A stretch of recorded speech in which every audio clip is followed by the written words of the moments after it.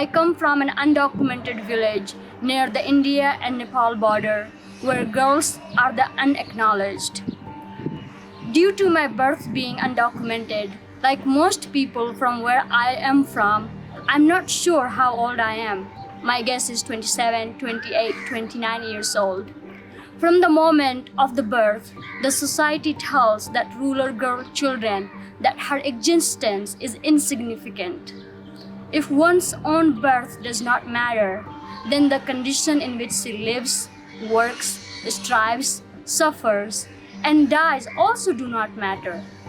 At an early age, I came to believe as girls we are simply commodities that are bought and traded. As such, we are not human beings. Growing up, I witnessed incomprehensible atrocities against children and women, including witnessing some of my own female family members being murdered for speaking up and standing up for themselves. By age 9 or 10, my life seemed destined for the same oppressive path. I escaped my village for the capital city of Kathmandu, where I immediately was subjected to child slave labor for the textile industry. I was working 12 to 15 hours per day in a sweatshop as a child laborer. I ate, slept, and toiled in a sweatshop workstation, often picking sewing threads out of my food and being too afraid to look out of the window. I was surrounded by pieces of clothing day and night. I hated those clothes. They were woven with the energy of my suffering.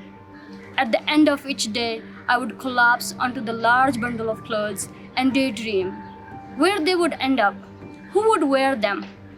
Some of you wearing those clothes right now. Like all girls in my village, I was not allowed to go to school. My older sister was forced into marriage by age 12, and I was next in line.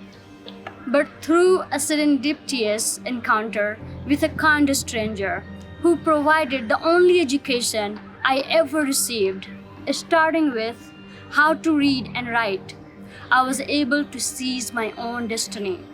By escaping the sweatshop and forced marriage, around the age of 16, I managed to secure a loan and founded local women's handicrafts, and later Empowerment Collective on a vision to end sweatshop, forced labor, poverty, all with the hope to inspire a movement for ethical fashion in Nepal's capital, Kathmandu, the city in which I worked as a slave child laborer. Currently, our team is working on our 1 million mask initiative, which was birthed due to COVID-19. Each mask is hand-sewn by marginalized women in Nepal in exchange for emergency food for their families. During the pandemic, the sale of one mask feeds 10 to 13 people for a day in Nepal. Our goal is to feed millions.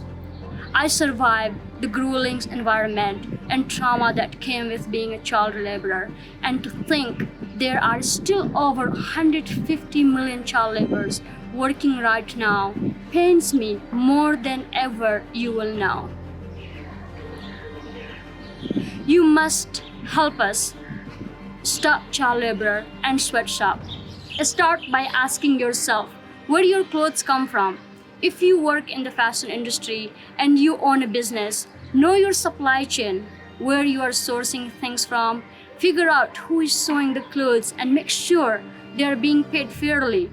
We are all humans and we need to look out for each other.